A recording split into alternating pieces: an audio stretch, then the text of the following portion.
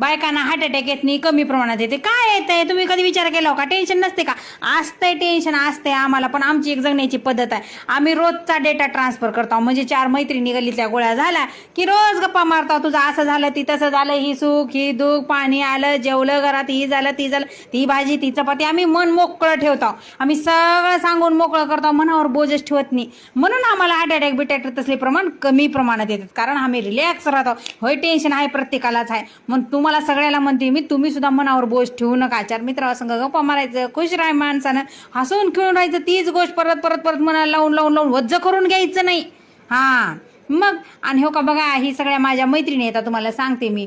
ह्या पहिल्या चांगल्या नव्हत्या वाटतं एवढं, माझ्या संगतीत येऊन लई चांगल्या झाल्या. आता माझी संगत एवढी भारी की नाही, सगळ्या सुद्धा लई म्हणजे लई चांगल्या झाल्या आता.